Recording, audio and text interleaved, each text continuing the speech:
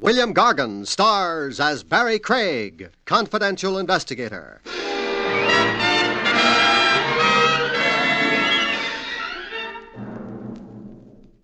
Anti-noise ordinances are fine and dandy. Makes living a lot more serene.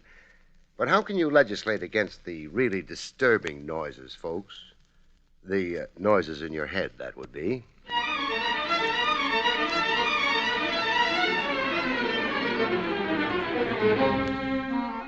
The National Broadcasting Company presents William Gargan in another transcribed drama of mystery and adventure with America's #1 detective, Barrie Craig, confidential investigator.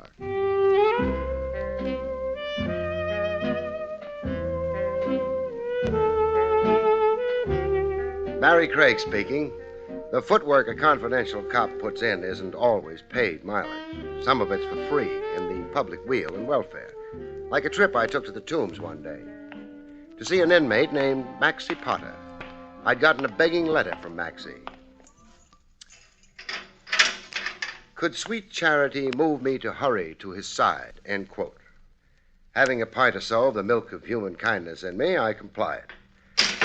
I found Maxie sitting on the edge of his cot. His eyes lit up like 100-watt bulbs when he saw me. Barrie Craig? That's me. Oh, you got a heart. And you've got a nerve. Just for asking you to come? For confusing me with the Legal Aid Society. What's wrong with helping people?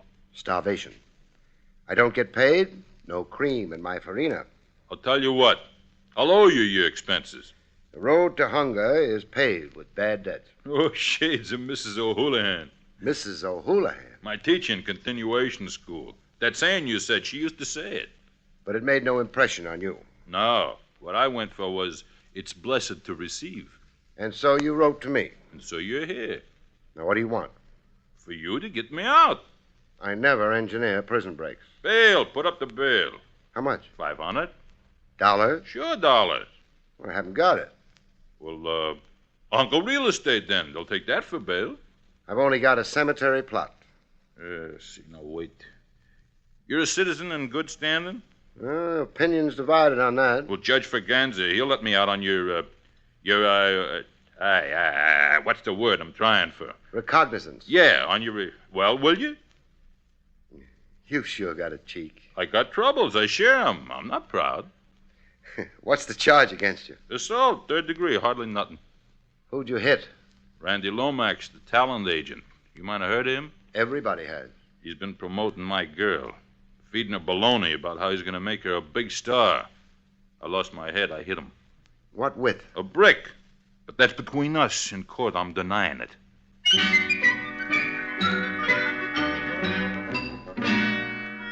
Maxie had an appeal for me. He was pure Damon Runyon. I arranged his freedom on my recognizance. When that was done, I bought him a hamburger and coffee. Hey, reach me the relish once more, huh? You've just about demolished the jar. There's vitamins in relish. Besides, it's on the house. Relish? Man, you're sure a friend. And you're such a leech. Sadie, my girl, Sadie Sachs, we've been keeping company for 6 years. It's a long engagement, but Sadie likes long engagements. We had plans, the two of us. Raise rabbits and grapes soon as we got $2,000 saved. $2,000 saved? To buy a certain going business over in Jersey. Sadie and me, the two of us, we worked in the Blue City distillery. In a distillery? Bottle washers, both of us. Oh. I made 60, Sadie made 40. Anyhow, everything was hunky-dory. Until Randy Lomax came along. Yeah, one fine day, the rat. He saw Sadie in the fun house at Atlantic City. He followed her around to the Ferris wheel in the Wax Museum. Couldn't let Sadie out of his sight. She had $1 million legs. He kept writing that down, passing notes to her. All this behind my back. Please continue. You try and stop me. Then Sadie wrote out a telephone number and passed it to him. Still behind your back? Oh, I had a couple of beers. I was blind. Anyhow, they met next day, and Lomax sold Sadie a bill of goods. Would she be a model? And did she have theatrical ambition? To which Sadie said, yay, brother. Well, what girl ain't conceited? That's the story, anyhow. Sadie signed up with Lomax. He gave her a new name, Paula Paloma. From a dirty blonde, he made her jet black so he could pass her off as Spanish. What a name. Ah! Paula Paloma.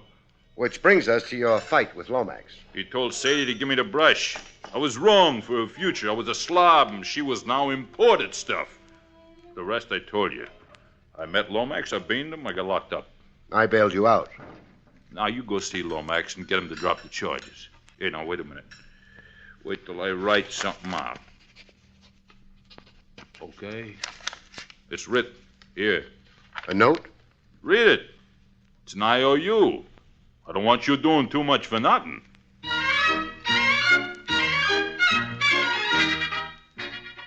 Talent agent Randy Lomax looked like his black Homburg had grown out of his skull. He was wearing it when I called on him. And what made that so remarkable? The guy was in his pajamas. All right. I withdraw the assault charge against Maxie Potter on one condition. Name it. Maxie jumps off a high building. You want him dead. Dead. Or far, far away. Craig, tell you what. What? Maxie settles down in the Congo. Permanently. He signs a stipulation to the fact that it is permanent. Otherwise? I'll prosecute him to the limit. Such seething hatred for Maxie. Why? He's a pest, a menace, a loudmouth, a jerk, and lunatic. You cost him a girl he was planning to marry. That's Maxie's hallucination. You go ask Paula Paloma her point of view on Maxie. Alias Paula Paloma. She's Sadie Sachs. Look, forget the name Sadie Sachs. Oh, the public. We spent thousands advertising the name Paula Paloma. Paula Paloma from Madrid, Spain. That's her origin. Her mother was a royal countess. Her father was a fabulous Her industrialist. boyfriend was Maxie Potter of Jersey City.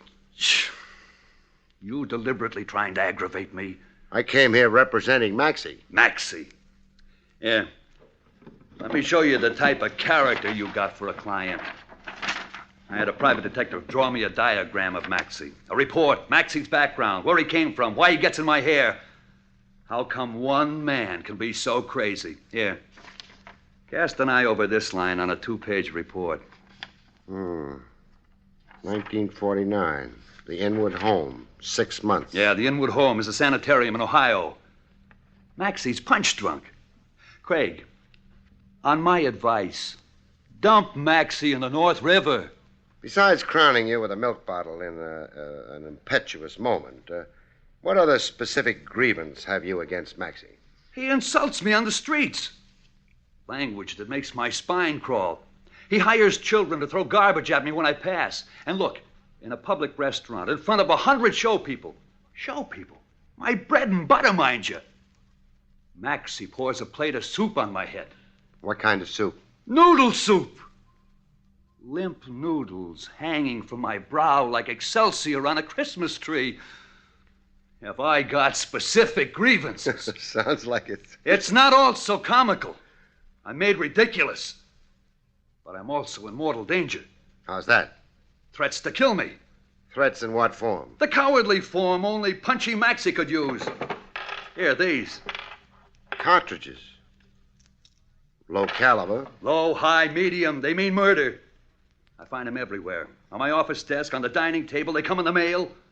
A bullet to a letter. Craig, I'm being hounded into fear and insanity. Why do you only suspect Maxie? I got reasons. Well, let me hear. All right.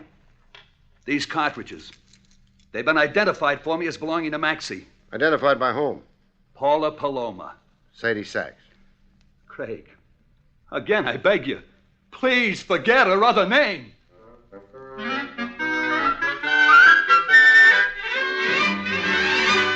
I checked Maxie's mental condition with Paula Paloma. Was he ever actually confined to a sanitarium? In the time we were going together twice. I see. You identified certain cartridges. Lomax told you, huh? Lomax did. Why do you say they were Maxie's? Because I saw the identical ones in Maxie's room at least 50 times. He kept them in a candy jar on his mantelpiece. Why would Maxie keep cartridges in a candy jar? Ask Maxie why. Could Maxie kill Lomax? Anybody could kill anybody. It's a free country, haven't you heard? Name somebody besides Maxie who has it in for Lomax. Daisy? Who's Daisy?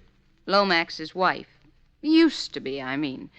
There's a saying, there's no fury, No fury. Like a woman scorned. That's Daisy. A woman scorned. She'd kill Lomax in a flash. Other enemies of the great man? People. A man with Lomax's lust for power must make enemies of the little people. How do you feel about Lomax? I worship the ground. He's my good angel, my hero. He took me out of a $40 job as bottle washer. And made you the toast of New York? In 1 short year. I've got furs, a French maid, a Belgian wolfhound, and a bank account. Love that Lomax. Why don't you tell Maxie you were never serious with him, so he'll stop having delusions and stop bothering Lomax? Stop bothering Lomax and start bothering me. Better he should bother Lomax. Lomax can take it, I can't. Positively not.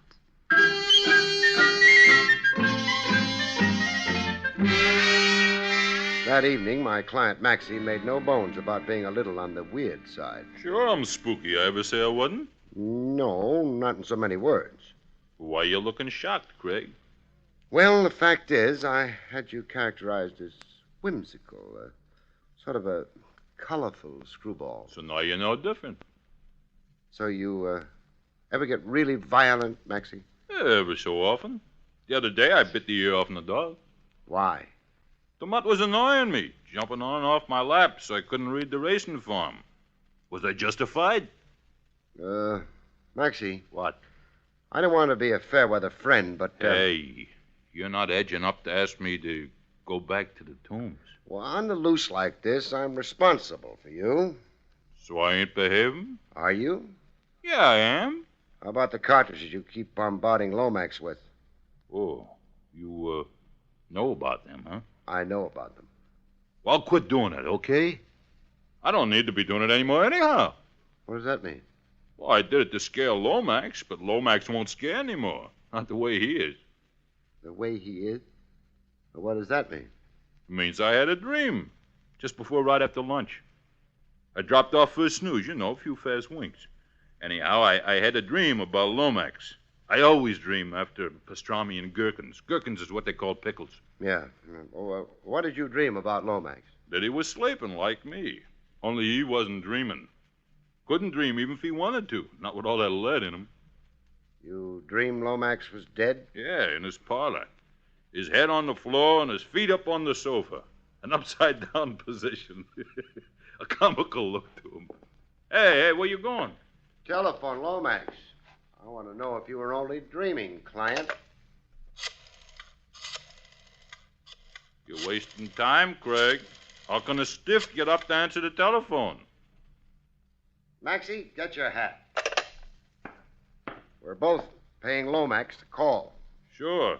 Oh, but hey, on the way, let's stop off at a florist, huh? I want to blow $10 on a wreath for Lomax. I soon discovered that Maxie had uncanny powers of prophecy and divination. Get off the buzzer. Lomax can't hear it. Door's locked. Give it your shoulder. I'll have to, I guess. Some light on the subject, huh? Well, is it like I dreamed? Yeah. Only there's a discrepancy. What? You said feet on the sofa and head off. Yeah, I said. All of Lomax is on the floor. Hey, what do you expect from a dream? 100% accuracy? Oh. Shot through the neck. And down there, in the ribs.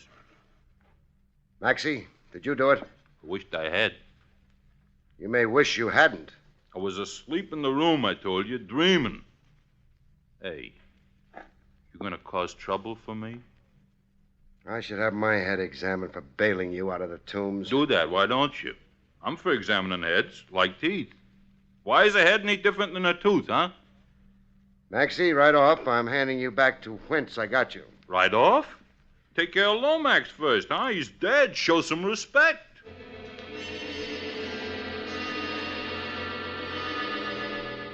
With my number one suspect back where I found him, the tombs, I held the crying towel for Sadie Sachs. That is, Paula Paloma. I'm finished. Through. Everything was going good, and now I'm finished. So was Lomax finished, through. I'll be back washing bottles. Oh, I knew in my heart my good luck was too good to last. Lomax's death doesn't necessarily put the kibosh on your career. Lomax was my career. I'm his invention, his creation. Without him, I'm nobody. Boy, consider what the man did for me. I've seen the billboards. He got me elected Miss Gooseberry Pie of 1954, Miss Bottle Drink, and the girl most likely to... Most likely what? Oh, I forgot. I'm destroyed, utterly destroyed. I'm a battleship at sea without an engine. Oh, that Maxie. Nothing points conclusively to Maxie. That ex-wife of Lomax's. Daisy. Do I remember your saying she had it in for him? She hated him. Everybody on Broadway knows that. Well, we're off Broadway. Where can I find Daisy? Stand on any corner and holler. She'll come running. Look, I want to cry myself to death, so stop asking me questions and go away, huh?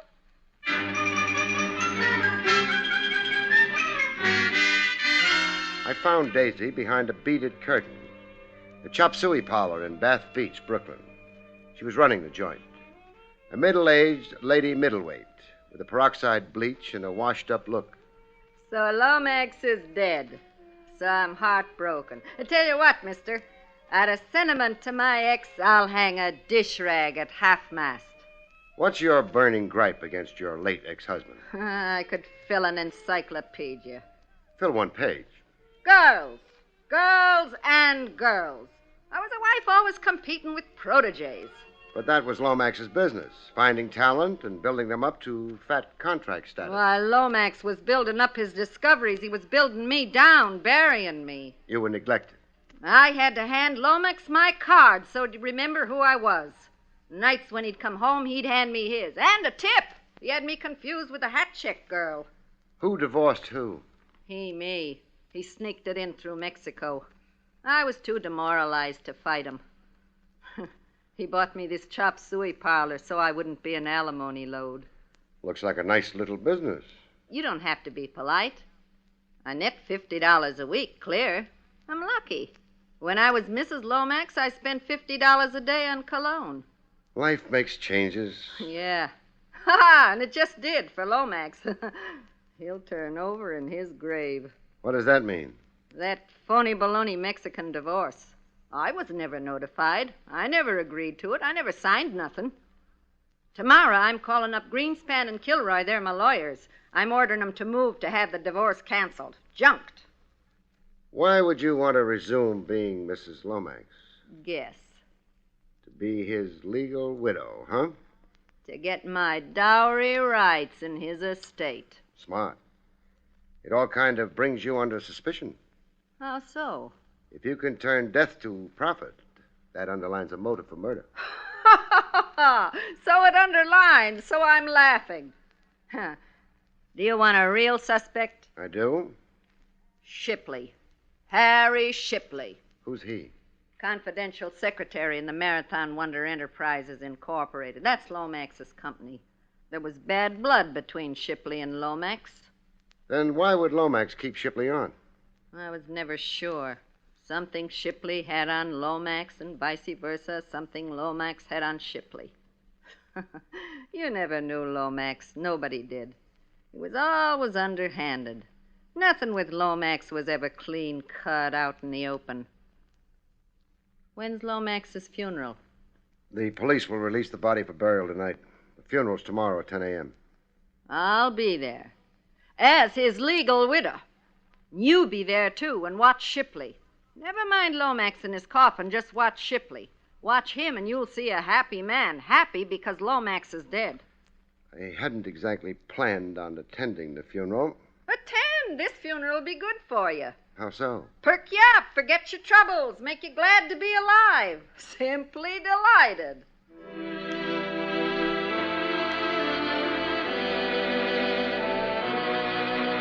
At funerals, sometimes the skies smile. Other times they don't. Thunderbursts, rain in buckets. The skies weren't smiling a bit. But Shipley was. Grins as wide as a poster advertising a Coney Island funhouse.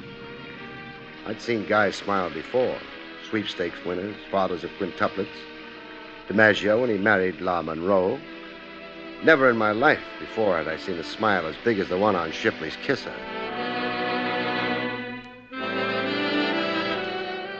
There was no eulogy at Lomax's grave, like nobody had a good word to say about him.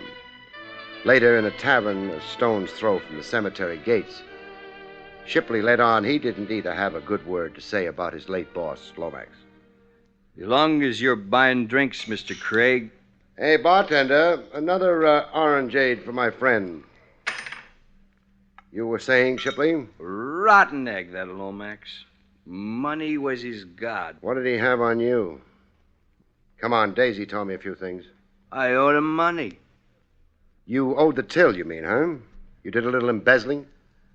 How much did you borrow from Lomax and all? $22,000. Why didn't he can you, or jail you, or both? Well, I had knowledge that was disadvantageous to Lomax. What? Come on, talk up, Shipley. I'm trying to satisfy myself that you didn't murder Lomax. Income tax evasion. As confidential secretary, I knew the truth about Lomax's books. Yes, you would. Shipley. Yeah? Take me to the offices of Marathon Wonder Enterprises. Show me Lomax's books and stuff, huh? Well... It's all on my responsibility, Shipley. You're doing it involuntarily. I'm making you do it. Anybody asks you, that's your excuse. I'm the beast, forcing you to be unethical toward a dead boss. Let's go.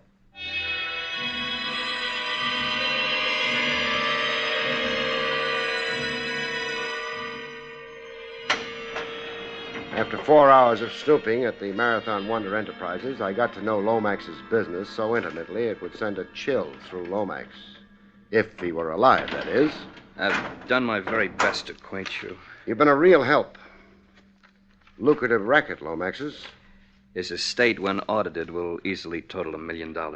Well, all for talent scouting. Ownership of talent. Lomax wasn't only a 10%er. No, he wasn't. That much became clear tonight. He signed talent to 10-year contracts with renewal options on lopsided terms. Lopsided in favor of Lomax. Mm-hmm. One Lomax property, the actor Baxter Burroughs, now with Clinton Pictures, made more than $250,000 in the last 2 years. Yeah, I read those figures. Had Lomax lived, he was certain to make an equivalent or greater sum through Paula Paloma. Sadie Sachs. Oh, let's see that letter again, huh? Yeah, here you are. From the Mecca Elwyn Bayer Motion Picture Company. A firm offer of a 7-year contract to Paula Paloma. At $4,000 a week, scaling upwards every year. I'd say that's the best contract offer Lomax ever received for any talent he represented. $4,000 a week with Lomax in for half. Half plus certain expenses. Lomax was a genius at adding expenses. The 50% generally came closer to 70. Bad time to die. With money coming at him from all sides. Thanks, Shipley. It's been enlightening. Wait, Mr. Craig. What? The money I borrowed from Lomax, I've been repaying it so much a week for years now. How much still outstanding? Oh, a relatively small sum, really negligible. Then I'd guess you've got nothing to worry about, Shipley. Thank you, Mr. Craig.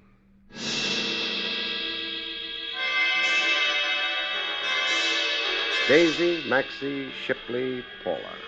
Eeny, meeny, miny, mo, whodunit. Maxie tried to simplify the guesswork for me. He tossed a bombshell at me through Paula. Read this. Love letter from an admirer? From Maxie in the Tombs, a human document. Mr. Craig, it's the cry of a tortured soul. Dear Sadie. Well, very interesting stuff. So what do you think? Maxie himself write this? It's Maxie's handwriting. Well, say something. It's a little incredible. In the letter, Maxie apologizes to you for murdering Lomax. He cost me a dear friend and advisor. Now Maxie's sorry. If true, this amounts to a confession. If true? Why shouldn't it be true? It's Maxie's own statement, his own words. Nobody forced him. Maxie being Maxie, you can't blame me for taking him with a box of salt, huh? Wrap the body beautiful in the mink doll. We're paying a formal visit to Maxie.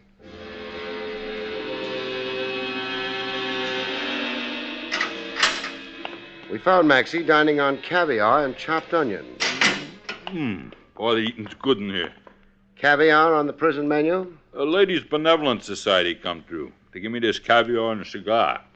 Oh, hey, I forgot. Hiya, Sadie. The name's Paula. This letter you sent Paula. Still stand by what it says, Maxie? Yeah, sure. So I murdered Lomax. What can they do to me? Fry you. Like fish. Am I responsible for what I do? Aren't you? I got a record that says I ain't. So you figure to beat the rap by pleading insanity. Insanity for the time being. Only while I shot Lomax. All of a sudden, I blanked out. When I come to, there was Lomax dead on the floor and a smoking gun in my hand. Where's the gun? But forget, I threw it away someplace. Nice try, Maxie. It proves something. Proves what? That knighthood is still in flower for a price. A price? Whatever Paula here promised you for taking the heat off her. Paula promised? Hey, what kind of booby talk? Mr. Craig, I must say I resent the insinuation. Not insinuation, Dow. Accusation. You're accusing me? Of getting Maxie to take the chance of a temporary insanity plea for a murder you did. Craig, you're more gone than me. Why would Sadie here... Excuse me, Paula. Why would Paula here want to knock off Lomax, the best friend she had? For money. To recover 100% of herself. Paula. What? Your $1 million future with the movies. How much of a piece did Lomax have? I mean, while he was alive. Well, the usual 10%. Lomax wasn't a 10%er. I mean, half. Half plus. Expenses off the top. For the build-up he gave you. Quite a bill there. Lomax knew how to run up astronomical figures. The way I calculated it in Lomax's office a few hours ago, you'd be working years for Lomax. All for Lomax, very little for you. You'd have a showcase, Lomax would keep all the marbles. How did a sensitive young lady of your refinement bring herself to shoot a man down in cold blood? All of a sudden, Sadie blanked out. When she come to, there was Lomax dead. It was a pleasure shooting Lomax, a regular picnic.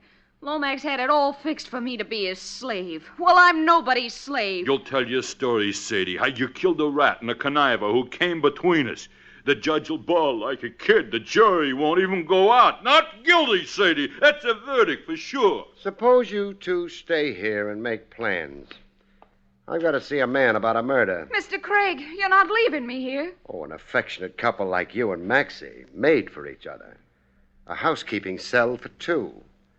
Kids, I don't know a cheaper way for a loving couple to get started in life. So long now. Hey, God, open up.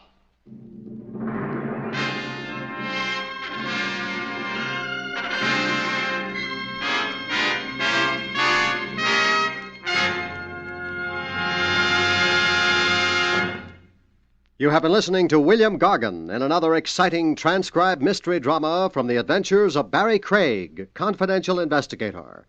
Tonight's story, For Love of Murder, was written by John Robert.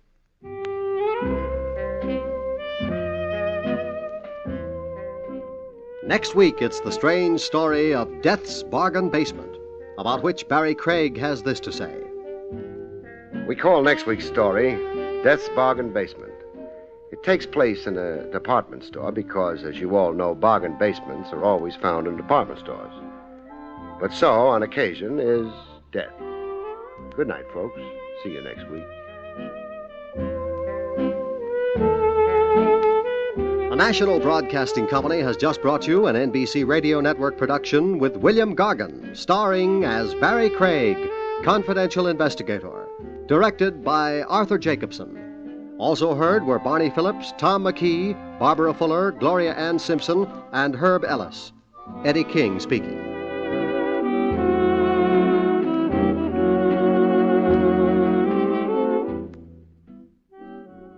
There's another exciting Dragnet adventure tonight on the NBC Radio Network.